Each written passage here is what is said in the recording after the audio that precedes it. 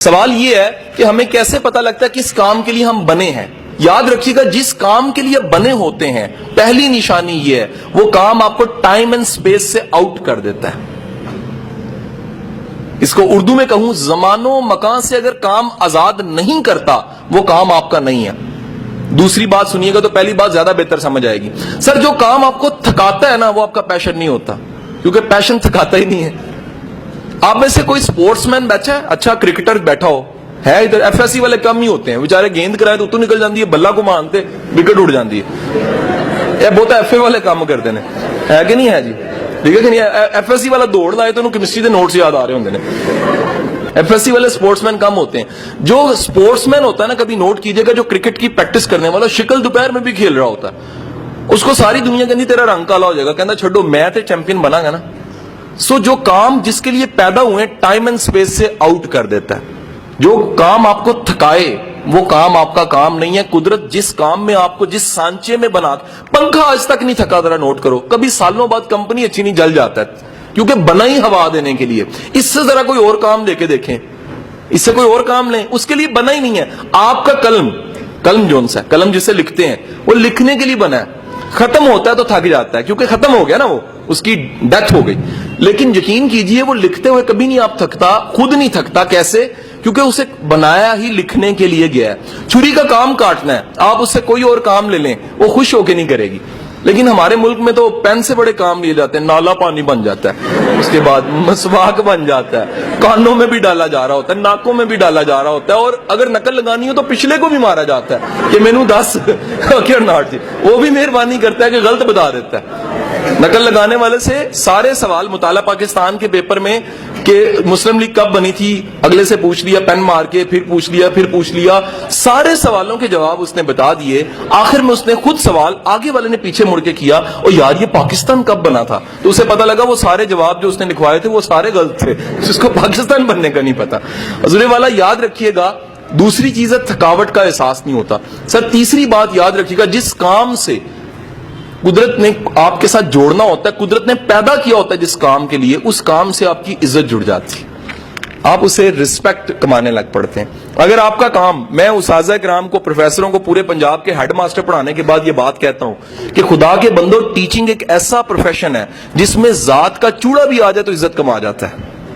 یہ جملہ بڑا خطرناک میں نے بولا، اسٹریٹ فارورڈ بولا ہے، ذات کا چوڑا بھی آ جائے نا، ٹیچنگ میں عزت کما جاتا ہے۔ ہمارے معاشرے کا المیہ یہ ہے کہ ہمارا ٹیچر عزت نہیں کما سکتا۔ وجہ کیا ہے؟ نہ وہ استاد والا کردار ہوتا ہے اور نہ استاد والا مزاج ہوتا ہے۔ تو حضور والا یاد رکھیے گا، جس کام سے قدرت نے آپ کو جس کام کے لیے پیدا کیا ہوتا ہے اس کام سے آپ کی رسپیکٹ جڑ جاتی ہے۔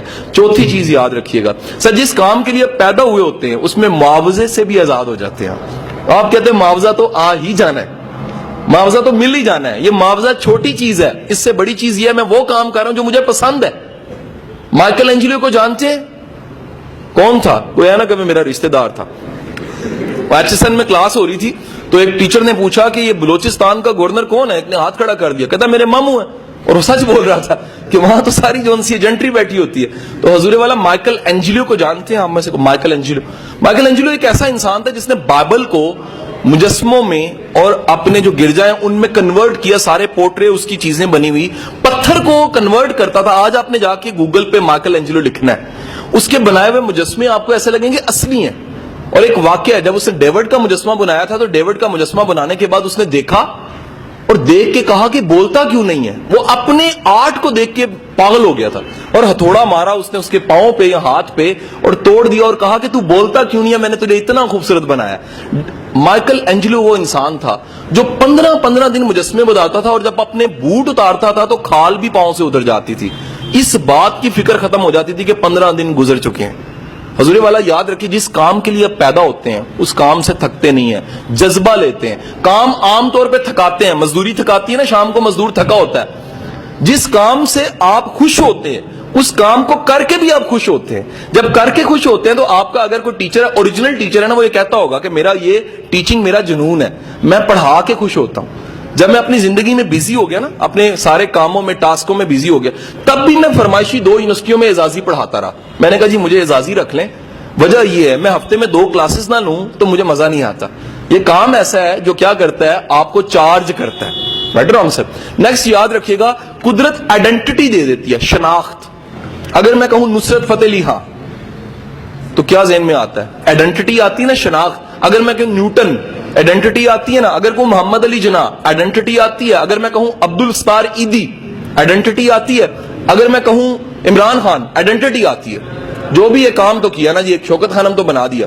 اب نتیجہ یہ ہے کہ آپ کسی بھی نام کو لیں، اگر اس نام کے ساتھ شناخت نہیں جڑی، نام نہیں جڑا، تو یقینی بات ہے اس کے پاس کوئی ٹیلنٹ اس چیز کا.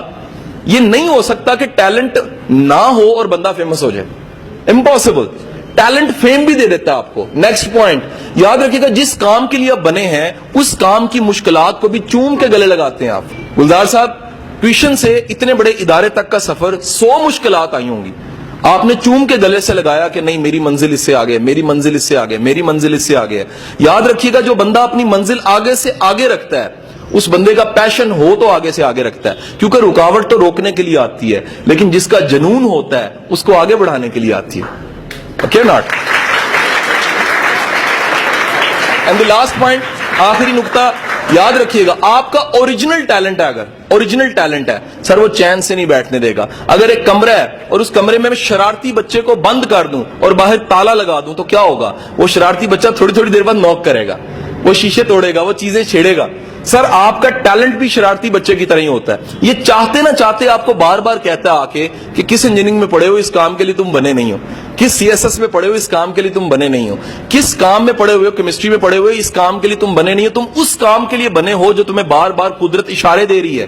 قدرت بار بار دنیا تمہیں آ کے کہتی ہے، تعریف ملتی ہے، تنقید ملتی ہے، بور ہونے لگ پڑتے ہو. یہ سارے آمنز ہیں، اشارے ہیں قدرت کی طرف کہ کن کاموں کے لیے آپ بنے ہیں اور کن کاموں کے لیے آپ نہیں بنے.